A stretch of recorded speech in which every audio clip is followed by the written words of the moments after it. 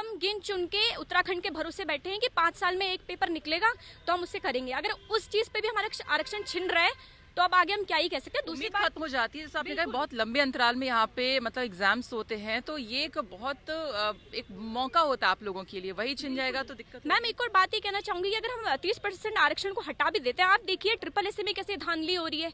UPSC अगर बिक चुका है 18-18 लाख, ऐसे में अगर ये चीजें बिक रही हैं तो हम पहाड़ी लोगों के पास इतना पैसा नहीं है कि हम उनको पहले पैसा दें। 5-5 साल में हम अपनी तैयारी करते हैं, 5 साल खत्म होने के बाद भी हमें ये श्योरिटी नहीं है कि हमारा एग्जाम होगा कि नहीं। आज हम सब लड़कियां यहाँ पे खड़ी हैं तो यहाँ पे प्लेन और हिली एरिया की बात नहीं है। आज हम उन सब लड़कियों के लिए यहाँ पे खड़े हैं जो पहाड़ की हैं, शायद वो यहाँ आ नहीं सकती। आज उनका रिप्रेजेंटेशन उत्तराखंड पीएससी एग्जाम में कम हो सकता है, लेकिन कल को वो भी आएंगी। नमस्कार, आप देख रहे हैं उत्तराखंड तक, मैं आपके साथ सरिता तिवारी। जिस तरह से आप देख रहे हैं कि हाईकोर्ट में महिला आरक्षण पर फिलहाल यहाँ पर रोक लगा दी गई, इसके बाद कहीं ना कहीं जो उत्तराखंड की महिलाएं हैं ये काफी अब टेंस है कि आखिरकार उनका क्या होगा। तो यहाँ पर तमाम उत्तराखंड की जो बच्चियां यहाँ पर मौजूद हैं, तो इनसे हम जानेंगे कि क्या कुछ इनका कहना है इस मामले को लेकर। हाईकोर्ट ने यहाँ पर जो 37 आरक्षण पर महिलाओं के आरक्षण पर रोक लगा दी है, क्या रिएक्शन है आपका? मैम रिएक्शन तो यही है कि एक तो 5 साल बाद यहाँ पे एग्जाम हो रहा है, उस एग्जाम के बाद भी जब रिजल्ट आ जाता है और हमारी उत्तराखंड की सारी लड़कियां अंदर है, मोस्टली जिन्होंने पेपर दिया था मेरिट के आसपास हैं, तो एक बाहर से कोई हम ये कह सकते हैं बाहर की लड़कियां आके यहाँ पे केस कर देती है हमारे खिलाफ, हमारे आरक्षण के खिलाफ, जिसमें उनको भी हक चाहिए आरक्षण में, और ये मामला हाईकोर्ट जाता है। और मैम उसके बाद जो हाईकोर्ट का, क्योंकि उत्तराखंड सरकार की तरफ से आप कह सकते हैं कोई इंटरवेंशन नहीं गया है वहाँ पे, तो डायरेक्टली हमसे आरक्षण, मैं ये नहीं कह रही कि क्वैश खत्म कर दिया गया है, बट एक तरीके से कुठाराघात हो चुका है। क्योंकि अगर आप अभी देखें, कुछ दिनों पहले की बात है मैम, एक नई लिस्ट आई है बच्चों की जिसमें 24 लड़कियां आई थिंक अंदर हो गई डायरेक्टली। अब एक दोबारा रिवाइज कट ऑफ आएगी क्योंकि किसी दूसरी लड़की जो है यूपी की, उन्होंने भी हम पे केस किया हुआ है, जिसमें अराउंड बहुत सारी रिवाइज लिस्ट आने में ये होगा कि बहुत सारी लड़कियां जो कट ऑफ के आसपास हैं, उत्तराखंड की जो मूल निवासी है, वो शायद बाहर हो जाए। अब सबसे बड़ा कंसर्न तो मैम ये है कि प्रीलिम्स हो गया है, उसके इतने महीने बाद हम पेपर दे रहे हैं, तैयारी कर रहे हैं। अब हमें ठीक पेपर 11 अक्टूबर 18 अक्टूबर में हमें ये पता चल रहा है कि शायद हम लोग पेपर से बाहर हो जाएंगे। तो इससे बड़ा तो आई थिंक कोई प्रॉब्लम हो ही नहीं सकती। और इस पे जो सरकार का रवैया है, बहुत स्लो रवैया है। अध्यादेश लाएंगे, सिर्फ आश्वासन दिया गया है। कोई महिला सशक्तिकरण मंत्री आगे आके नहीं कह रही है, किसी का एक का भी स्टेटमेंट नहीं आता है, तो हमारे लिए बहुत दुखद बात है। हम एक्सपेक्ट करते हैं अपने गवर्नमेंट से, जिसको हमने चुना है उत्तराखंड में, ये तो किसी से बात रह नहीं गई है कि उत्तराखंड की जो विमेन है वो किस हालातों में यहाँ पे काम करती है। आप गांव में देख लीजिए, एक छोटा सा तबका है जो उत्तराखंड पीएससी का एग्जाम देने की कोशिश करता है। अगर उसमें से भी हमको बाहर निकाल दिया जाता है या उस पर भी सरकार इसका संरक्षण नहीं कर सकती है, तो मुझे नहीं लगता कि सरकार को आगे सरकारी कामकाज में रहने का अधिकार है। हम चाहते हैं इस पर फटाफट अध्यादेश लाया जाए। उससे पहले हम सब ये लड़कियों की ये मांग है कि हाईकोर्ट में इंटरवेंशन जानी चाहिए, जिससे रिवाइज कट ऑफ ना निकल पाए। उत्तराखंड की जो लड़कियां हैं वो इस पेपर में तो कम से कम बच जाए, आगे की देखी जाएगी। और दूसरा, जैसा इन्होंने बताया कि अभी एग्जाम भी होने वाले, उससे पहले ये जो डिसीजन यहाँ पर आता है कि अभी एक अंतरिम रोक सी लगा दी गई है, इसके बाद मतलब मानसिक रूप से आप लोग कैसा महसूस कर रहे हैं? मैम हमारा एग्ज़ाम है अराउंड 14 टू, पहले तो हमारा एग्ज़ाम 20 अगस्त को होने वाला था, तो हम तो बहुत अच्छा ही था कि हमारा एग्ज़ाम हो ही जाता। और मैम जब से हमारा प्री का रिज़ल्ट निकला है, हम बस इसी प्रॉब्लम में कि हम एग्ज़ाम में बैठ भी पाएंगे कि नहीं। हमने प्री तो क्लियर कर लिया है, और कितनी ही लड़कियां हैं उत्तराखंड की जिन्होंने प्री क्लियर किया है। पहले तो ए और बी ग्रुप में, ऑफिसर्स के ग्रुप में बहुत कम लड़कियाँ यहाँ की देती है, और उसमें भी अगर बाहर की लड़कियाँ होंगी तो हमारा कल्चर तो ख़त्म ही हो जाएगा। तो मैम प्रॉब्लम यही है कि हमें मतलब एक हाथ में हमारे किताब है, दूसरे हाथ में हमें ये मतलब दूसरी तरफ हम ये सोच रहे हैं कि हम एग्जाम दे भी पाएंगे कि नहीं। और ये सिर्फ पीसीएस की ही बात नहीं है, अगर 30% आरक्षण जाएगा तो सारी ग्रुप्स के लिए जाएगा। और मैम इसके साथ ही मतलब मैम उत्तराखंड का कंपैरिजन बाहर के स्टेट से किया ही नहीं जा सकता है। Uttarakhand is a Himalayan state, यहाँ की गर्ल्स को बहुत सारी प्रॉब्लम्स झेलनी पड़ती है रिलेटेड टू, मतलब चाहे वो वुमेन हो, और जिस टाइम वुमेन गर्ल का बर्थ होता है वहाँ से लेकर उनको स्कूलिंग किस हालत में झेलनी पड़ती है, किन घने जंगलों से स्कूल जाना पड़ता है। मैम इतनी सारी प्रॉब्लम्स है मैम। तो मैम हमें तो आरक्षण चाहिए ही चाहिए, क्योंकि हम कॉम्पीट नहीं कर सकते उन लड़कियों के साथ जो मॉडर्न स्कूल्स में पढ़ती हैं, जो है ना मैम कॉन्वेंट स्कूल में पढ़ती है। तो हमारा इसीलिए हमें बहुत ज़रूरत है। तो और सरकार से अगर हमारे पास ये कानून होता ना, तो हमें ये प्रॉब्लम आती ही नहीं। इतनी स्टेट, असम के पास इससे रिलेटेड एक्ट है, तो उनको इतने अच्छे से वहाँ का वुमेन अच्छा कर सकती है। और मैम हमें तो वैसे सरकार वुमेन एम्पावरमेंट की बात करी और यहाँ वुमेन से ही उनका रिजर्वेशन छीना जा रहा है। तो ma'am this is not fair. हमें जल्दी से जल्दी इस पर कानून चाहिए। और सरकार ने इतना 2 महीने हो गए, इतना स्लो होने का क्या प्रोसेस सरकार के लिए, ये कोई बहुत बड़ी बात नहीं है अध्यादेश लाना, कानून लाना। सरकार बहुत आसानी से कर सकती है इसको। स्लो प्रोसीजर है, आपका क्या कुछ कहना है? क्या सरकार कर सकती है इसमें? जिस तरह की कहा जा रहा है कि अध्यादेश भी आ सकता है, सुप्रीम कोर्ट भी जो है सरकार जा सकती है। अपनी दिक्कत बताइए, अगर ये मान लीजिए आरक्षण पर एक फाइनल रोक लग जाती है, क्या होगा? पहली बात तो ये है कि हम जो लड़कियां यहाँ पे पहाड़ी जो लड़के हैं वो उनके लिए सबसे बड़ी दिक्कत ये है कि वो बड़ी मुश्किल से हम लोग पढ़ाई करते हैं, 12th तक करते हैं। वहाँ पे हम पैदल स्कूलिंग जा रहे हैं, इतनी घर में इतनी प्रॉब्लम्स हो रही हैं। जो लोग नॉर्मल जैसे हरियाणा की कहाँ की हैं, वहाँ उन प्लेन्स एरिया है वहाँ के लिए तो अच्छा है, लेकिन जो हम पहाड़ में इतनी तकलीफ करके 12th कर रहे हैं या ग्रेजुएशन कर रहे हैं और उसके बाद भी अगर हम आगे किसी बड़ी सर्विस में जाने की सोचते हैं या हम सोचते हैं कि हम SDM बनेंगे, कुछ बनेंगे, और उसमें से भी अगर बाहर वाले यहाँ आके और हमें वो मौका नहीं मिल रहा, हमारी सरकार हमारे लिए कुछ नहीं कर रही है और बाहर वालों को कह रही है कि हाँ आप यहाँ आके आप अच्छे से पोस्ट पे चले जाओ। हम में से 2-4 जो लड़कियाँ जाना चाहती हैं वो उनके लिए भी ये जो मौका था वो भी आप समझ लो अगर ये हटता है तो हमें वो मौका फिर नहीं मिलता है। ठीक है, तो आप आगे हैं थोड़ा सा। क्या नाम है आपका? अमीशा, यही सवाल आपसे भी है कि अगर मान लीजिए आरक्षण पर रोक प्रॉपर लग जाती है, क्या करेंगे आप लोग? कैसी दिक्कतें फेस करेंगे? मैम वैसे तो हम पहले ही गढ़वाली हैं, पहाड़ों से बिलोंग करते हैं, तो मतलब उन्हें शिक्षा करने के लिए आसान है। हमें कितनी दिक्कतें झेलनी पड़ती हैं, हम मतलब कभी कहीं वो होता है। वैसे भी मतलब हमें हमारा आरक्षण मिलना चाहिए। वैसे भी अमित शाह 14 मार्च को गए थे त्रिपुरा में, उन्होंने वहाँ पे तो 33% आरक्षण की मांग कर दी।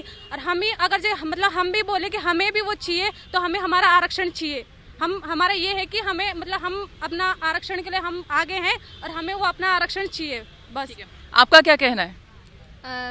ज़्यादा कुछ तो नहीं, पर ये है कि जितनी हम दिक्कतें जो हम झेल रहे हैं वो हमें आगे झेलनी ना पड़े, और हम अपने लिए नहीं बल्कि में सारी जितनी मतलब आगे जो पीढ़ी है उसके लिए भी हम मतलब आगे खड़े होंगे कि हमें 33% आरक्षण मिले। हम देख रहे हैं कि आप लोग भी महिलाओं का सपोर्ट यहाँ पर कर रहे हैं और जिस तरह के मतलब सरकार का भी स्टैंड नजर आ रहा है कि हो सकता है कि सुप्रीम कोर्ट जाएगी, अध्यादेश लाएगी। ये जो अभी फिलहाल प्रोसेस चल रहा है ओवरऑल, इसको लेके आप क्या कहेंगे? मैडम देखिए, सन 2000 में जब राज्य बना था तो उसके 1 साल बाद, लगभग कह सकते हैं 7-8 महीने बाद, 2001 में नित्यानंद स्वामी की जो सरकार थी उत्तराखंड में, वो इसको लेके आई थी आरक्षण को, और उस समय 20% ये आरक्षण था। बाद में जब नैना दत्त तिवारी की सरकार बनी 2006 में, तो उस समय ये आरक्षण 30% किया गया। और जबकि 2000 में जब ये नित्यानंद स्वामी की सरकार में आरक्षण 20% का आया था, तब इसमें पर्टिकुलर उत्तराखंड की महिलाओं को मतलब नहीं इसमें शामिल किया गया था। और 2006 में जब तिवारी जी की सरकार में ये अध्यादेश मतलब ये शासनादेश आया, तो उसमें उत्तराखंड की महिलाओं को कहा गया कि उत्तराखंड की महिलाओं में इसमें 30% आरक्षण किया गया, माने कि 20% को 30% कर दिया गया। अब समस्या यह है कि जो अनुच्छेद 16 है उसमें निवास के आधार पर आरक्षण की बात तो है, लेकिन उसमें राइट ज़्यादा जो है वो राज्य सरकार को राइट कम है, उसमें राइट संसद के पास ज़्यादा है। दूसरी बात, हम ये कहते हैं कि सरकार इसमें ऐसा कर सकती है और संसद भी ऐसा कर सकती है कि अनुच्छेद 371 जो संविधान में है उसके द्वारा कई राज्यों को जो है विशेष प्रावधान दिया गया है। तो क्या उत्तराखंड इसमें शामिल नहीं हो सकता है? क्योंकि उत्तराखंड हिमालय राज्य तो है ही और नॉर्थ ईस्ट के भी बहुत सारे राज्य हिमालय राज्य हैं, तो उत्तराखंड को अनुच्छेद 371 के तहत आप दर्जा दीजिए, विशेष उसमें डाल दीजिए, एक नया संविधान संशोधन कर दीजिए, और जिससे कि जो है उत्तराखंड की जो संस्कृति वगैरह है उन चीज़ों को, तो शायद ये मुद्दा भी इसमें शामिल हो जाए, तो ये आसान हो सकता है। बाकी रही बात जो परीक्षाओं की, तो प्री परीक्षा या मुख्य परीक्षा में आप जो है गढ़वाली कुमाऊनी का ही पेपर करा सकते हैं, ऑटोमेटिक ये समस्या सॉल्व हो जाएगी, जहाँ तक मेरा मानना है।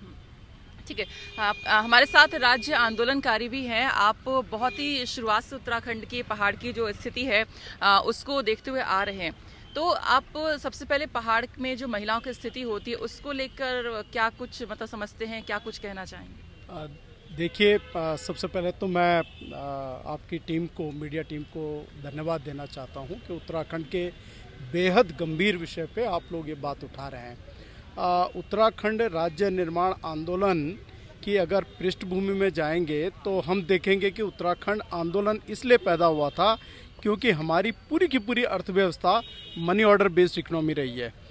बाहर हमारा व्यक्ति नौकरी करने जाता है, तब पैसा भेजता है, तब जाके हमारे यहाँ घर चल पाते हैं। हमारी कृषि इस तरीके की है कि सीढ़ीदार खेती है, एक खेत आपका नीचे है, एक ऊपर है, आप बैलों के माध्यम से करते हैं, कोई ट्रैक्टर नहीं है, कोई आधुनिक सिस्टम्स नहीं है, और उसमें भी आप चौकीदारी नहीं कर सकते। मालूम चल रहा है आप यहाँ चौकीदारी करें, ऊपर बंदर खा गए, सुअर खा गए।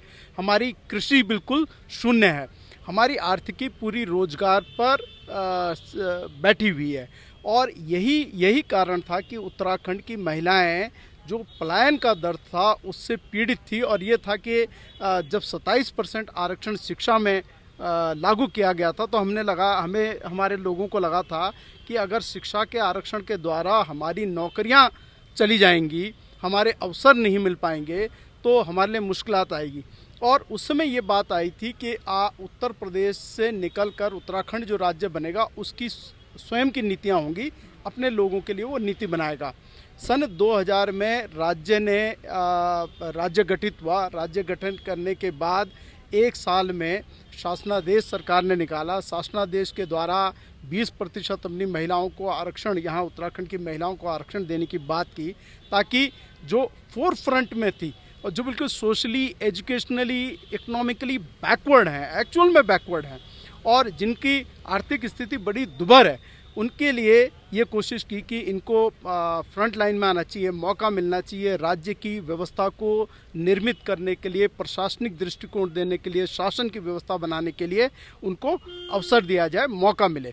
और उत्तराखंड राज्य में 2006 में अभी मेरे एक भाई बता रहे थे कि 2006 में फिर उसको 30% कर दिया गया। ये व्यवस्था सरकार ने बनाई, लेकिन इस व्यवस्था में भले ही इंटेंशन बहुत अच्छा रहा हो, एक बीजेपी गवर्नमेंट थी, एक कांग्रेस की गवर्नमेंट थी, दोनों गवर्नमेंट्स के इंटेंशंस कैसे भी रहे हों, लेकिन उसके अंदर एक बहुत बड़ी त्रुटि रह गई और जिसका फ़ायदा कुछ लोगों ने उठाया और कोर्ट में गए हैं।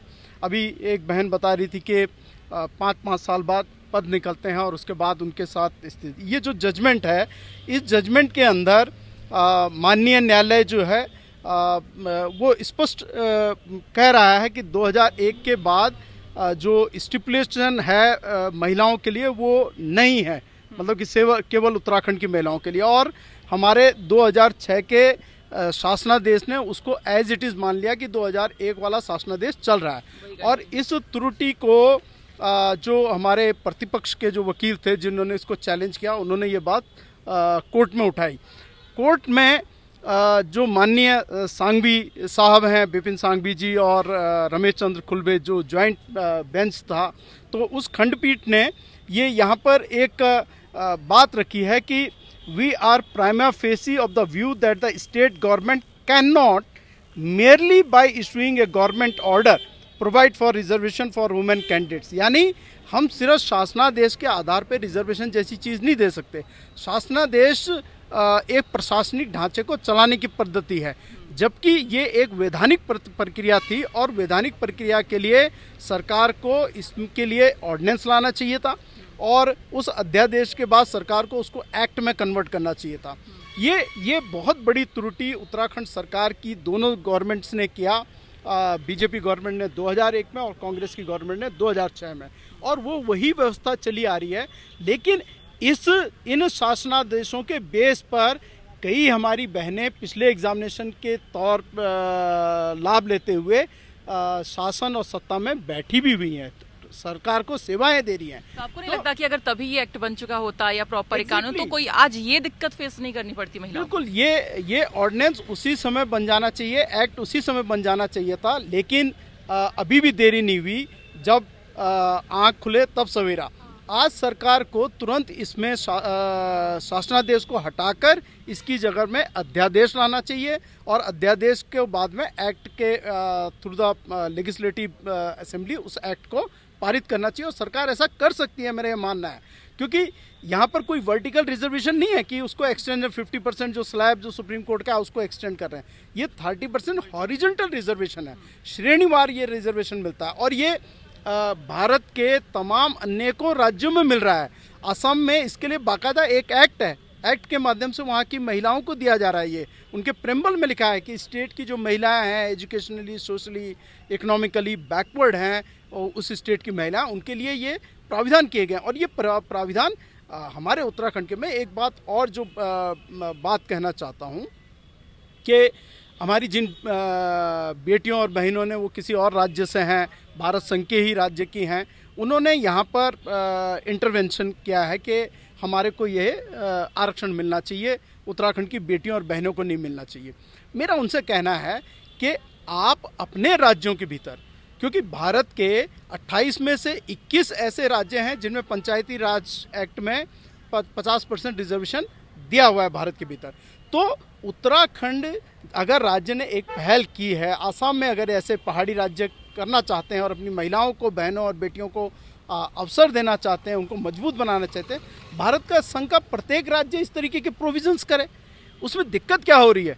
और वो अपने यहाँ माइग्रेट करके आने का क्या है? माइग्रेशन का दंश हम लोगों ने झेला है। शायद बिहार के मजदूर जो आते हैं वो ये दंश को झेलते होंगे। इस दंश को हमारे गाँव के गाँव भूतहा हो रखे हैं। करीब ये माना जाता है कि हजारों गांव जो हैं भूतहा हैं हमारे। तो आप उन गांवों को हरा भरा आबाद करने के लिए हमारे पास आखिर तरीका क्या है? तो दूसरा, उत्तराखंड में रोजगार की भी कमी है। ऐसा नहीं है कि दिल्ली एनसीआर की तरह बहुत कंपनीज हैं कि आप चलिए कुछ यहाँ नौकरी कर लेंगे। पलायन इस वजह से करना पड़ता है। तो महिलाओं के पास एक, आई थिंक यही एक ऑप्शन था जिसकी वजह से वो अपनी लाइफ को सस्टेन कर सकते हैं, सर्वाइव अच्छे से कर सकते हैं। तो वही ऑप्शन छिन जाएगा तो अच्छी खासी मतलब दिक्कत इन लोगों को होने वाली है। बहुत दिक्कत होने वाली है। और अगर हमारी बहनों और बेटों के अवसर छीने जाएंगे तो ये सामाजिक कुंठा पैदा करेगा, ये सामाजिक समरसता पैदा नहीं करेगा। इससे एक तनाव समाज में पैदा होगा। और उत्तराखंड की बेटियां और बहनें वो हैं जिनको जब चीन युद्ध हुआ था तो यहाँ के भारत सरकार की सेनाओं ने, अर्धसैनिक बलों ने हमारी बहनों बेटियों को बाकायदा गोली चलाना सिखाया।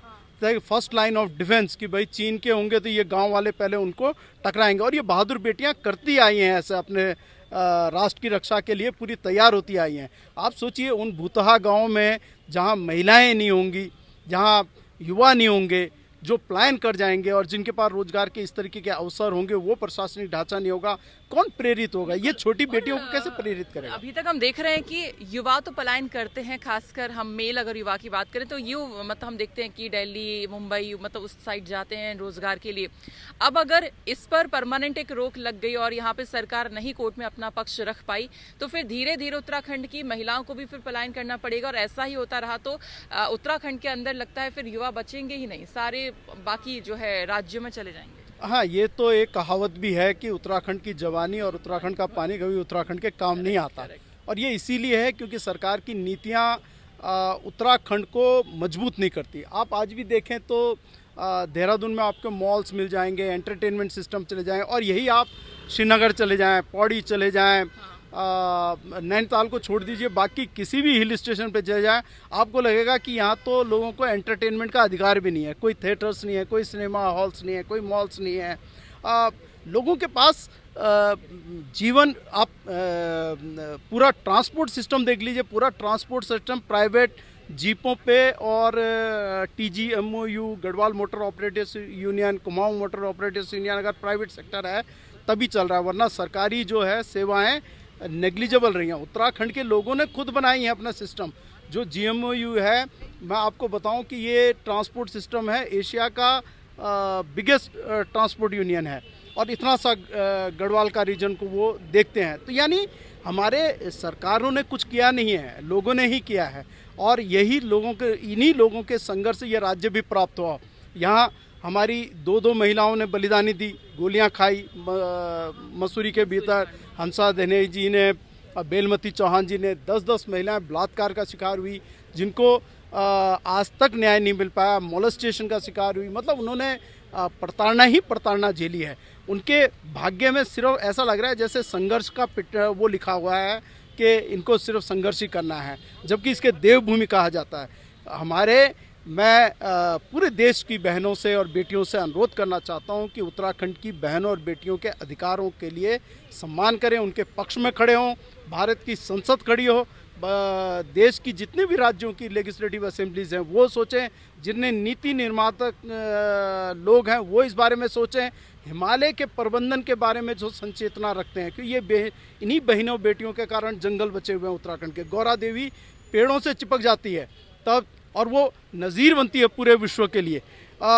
चिपको आंदोलन जो बना, तो यहाँ के लोगों ने संघर्ष किया अपने जल को बचाने के लिए, जंगल को बचाने के लिए, अपनी ज़मीनों को बचाने के लिए। शराब के खिलाफ टिंचरी माई ने पौड़ी में आग लगाई और डीएम के पास पहुंच गई कि मैं ये शराब की भट्टी जला के आ गई हूँ, मुझे गिरफ्तार करना कर लीजिए। तो इस तरीके की बहादुर महिलाओं का इतिहास है। उत्तराखंड आंदोलन ने उसे देखा जब लाखों लाखों है। इन बहनों बेटियों को सशक्त करने की ज़रूरत है। ये भारत की रीढ़ की ताकत है और भारत का जो मुखौटा है उत्तराखंड, उसके लिए इनको सशक्त बनाना बेहद आवश्यक है। और उत्तराखंड की सरकार को मैं तुरंत बार बार यही अनुरोध करना चाहता हूँ, विपक्ष से बात करें, तमाम राजनीतिक दलों के बीच में एक सहमति लाते हुए तुरंत एक अध्यादेश उत्तराखंड सरकार लेकर आए और उसे एक्ट में कन्वर्ट करे। और दूसरा, क्या आपको नहीं लगता कि इतने सालों से बस एक गवर्नमेंट ऑर्डर पर ये सारी चीजें चल रही थी और अभी तक किसी भी सरकार ने बहुत ही गंभीरता से महिला आरक्षण के बारे में नहीं सोचा कि इसका चलिए एक्ट बना दें ताकि कल को दिक्कत ना हो? और दूसरा सवाल ये भी कि फिलहाल जो स्थिति यहाँ पर बनी हुई है, आपको सरकार की तरफ से क्या रवैया लगता है कि क्या वो स्ट्रांगली अपना पक्ष रखेंगे? क्या स्टेप यहाँ पर ले सकते हैं आपके अकॉर्डिंग? क्या आपको लग रहा है फिलहाल स्थिति देखते हुए? नहीं, जिस तरीके से सरकार की पहले दौर पे बयानबाजी आई थी कि हाई कोर्ट के बाद एक लगातार स्टेटमेंट हम सुप्रीम कोर्ट जाएंगे। सुप्रीम कोर्ट में आने की आवश्यकता नहीं। जब हाई कोर्ट स्पष्ट बता चुकी है कि शासनादेश के कारण आप दे नहीं सकते, आप सुप्रीम कोर्ट में जाकर अपने पाँव पे कुल्हाड़ी मारेंगे। जो आपकी त्रुटि है उसको, संवैधानिक त्रुटि को यहाँ विधानमंडल के अध्यादेश के द्वारा आपको उस त्रुटि सुधार करना है। तो अगर सरकार वहाँ जाती है तो इसका मतलब सरकार की इंटेंशन गलत है। सरकार चाहती ही नहीं कि यहाँ की बहन और बेटियाँ मजबूत हों। वो चाहते हैं उन्हीं राज्यों की तरह जहाँ पे अनपढ़ बनाए रखना का ये रहता है कि जनता को अनपढ़ बनाए रखो ताकि वो आंख मूंद करके पीछे चलती रहे। वही यहाँ की बहनों और बेटियों के साथ करना चाहते हैं। लेकिन यहाँ की बहन और बेटियाँ क्रांति को जीने वाली हैं और ये बहन और बेटियां, इन्होंने बार बार संघर्ष किया है। अगर आप इनको ललकारोगे तो फिर इन सरकारों को उखड़कर बाहर जाना पड़ेगा। सुप्रीम कोर्ट आपको जाना है, दिल्ली जाना चाहते हैं, आप परमानेंट दिल्ली चले जाए, हमें आपकी आवश्यकता नहीं है। उत्तराखंड में तो वही राज करेगा जो उत्तराखंड की बात करेगा, उत्तराखंड की बहन और बेटियों की बात करेगा। जी, आप भी सपोर्ट कर रहे हैं इन सभी का, क्या कहना है? Yes ma'am. सबसे पहले तो मेरी ये समझ में नहीं आता था किस हक से, मतलब ये किस हक से एक हिसाब से ऐसे कहते हैं कि हमको हक मिलना चाहिए।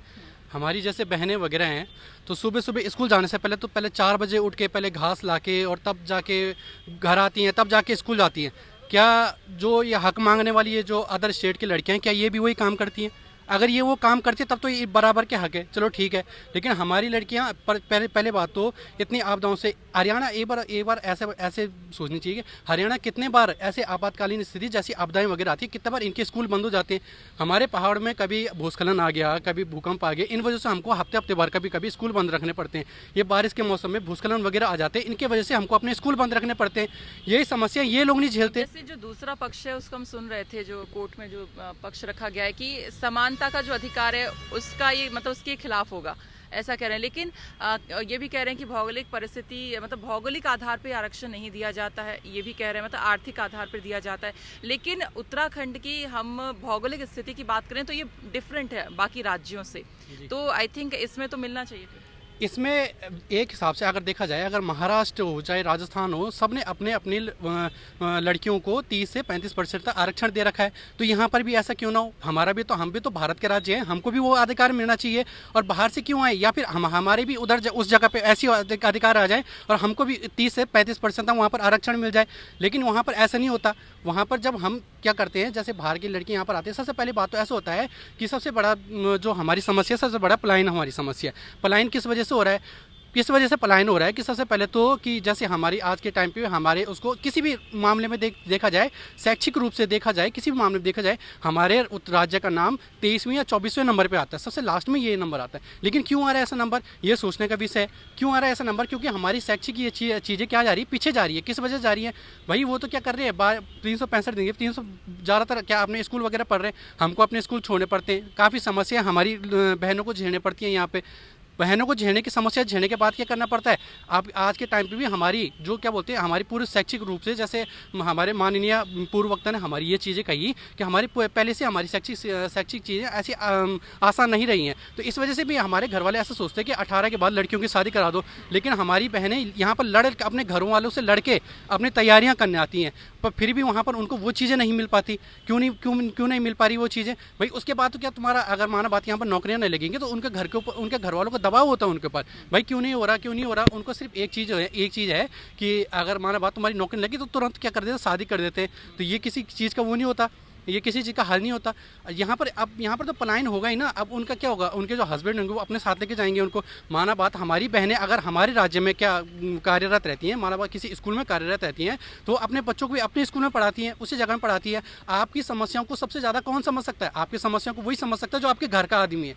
बाहर का आदमी कैसे समझेगा? विपिन सांघे जी सबसे पहले उसमें क्या करते हैं, हमारे विपक्ष में क्या करते हैं, फैसला दे देते हैं। कौन दे रहे फैसला? जो महाराष्ट्र के नागपुर के रहने वाले, हमारे राज्य को तो रहने वाले नहीं है ना। उनको क्या पता है कि हमारे यहाँ क्या समस्या रहती है, कैसे कैसे हम लोगों को बाहर जाके अपनी शिक्षा ग्रहण करनी पड़ती है। कहाँ से हमको 17 किलोमीटर दूर पैदल स्कूल जाना पड़ता है, उन लोगों को जाना पड़ता है। घर के सामने पे उनकी बस आ जाती है, उनको क्या पता मेहनत के बारे में।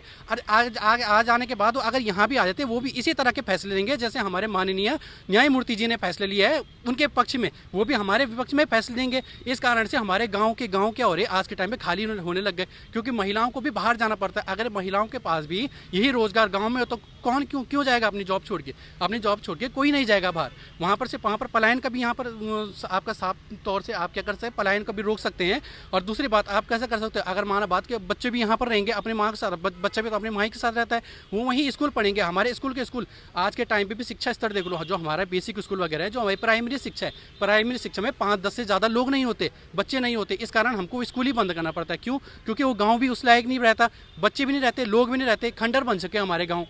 ये कहना है हमारा। तो अल्टीमेटली यहाँ पर ये है कि जो भौगोलिक स्थिति है वो इतनी बद से बदतर यहाँ पर है कि कहीं ना कहीं जो आरक्षण है वो यहाँ पर मिलना चाहिए, इन लोगों का यहाँ पर ये कहना है। और ऐसा नहीं होता है तो उत्तराखंड का जो युवा है वैसे ही पलायन कर रहा है, और अगर महिलाओं के साथ भी यहाँ पर उनको आरक्षण नहीं दिया गया तो महिलाएं भी धीरे धीरे पलायन करेंगी, और उत्तराखंड के अंदर ना महिलाएं होंगी ना ही यहाँ पर पुरुष होंगे। आपका और क्या कुछ कहना है? लगे मैम, जैसा कि आपने अभी कहा कि आपने दूसरे पक्ष को भी सुना और वो पक्ष समानता की बात करता है, तो मैं ये बात कहना चाहती हूँ अगर समानता की बात होती तो महिला आरक्षण के खिलाफ होते।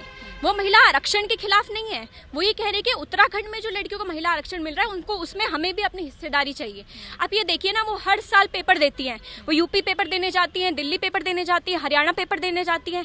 हम गिन चुन के उत्तराखंड के भरोसे बैठे हैं कि 5 साल में एक पेपर निकलेगा तो हम उससे करेंगे। अगर उस चीज पे भी हमारा आरक्षण छिन रहा है तो अब आगे हम क्या ही कह सकते हैं। दूसरी बात खत्म हो जाती है, जैसे आपने कहा बहुत लंबे अंतराल में यहाँ पे मतलब एग्जाम्स होते हैं, तो ये एक बहुत एक मौका होता है आप लोगों के लिए, वही छिन जाएगा तो दिक्कत। मैम, एक और बात ये कहना चाहूंगी कि अगर हम 30% आरक्षण को हटा भी देते हैं, आप देखिए SSS में कैसे धांधली हो रही है, यूपीएससी अगर बिक चुका है 18-18 लाख, ऐसे में अगर ये चीजें बिक रही हैं तो हम पहाड़ी लोगों के पास इतना पैसा नहीं है कि हम उनको पहले पैसा दें। 5-5 साल में हम अपनी तैयारी करते हैं, 5 साल खत्म होने के बाद भी हमें ये श्योरिटी नहीं है कि हमारा एग्जाम होगा कि नहीं। आज हम सब लड़कियां यहाँ पे खड़ी हैं तो यहाँ पे प्लेन और हिली एरिया की बात नहीं है। आज हम उन सब लड़कियों के लिए यहाँ पे खड़े हैं जो पहाड़ की हैं, शायद वो यहाँ आ नहीं सकती।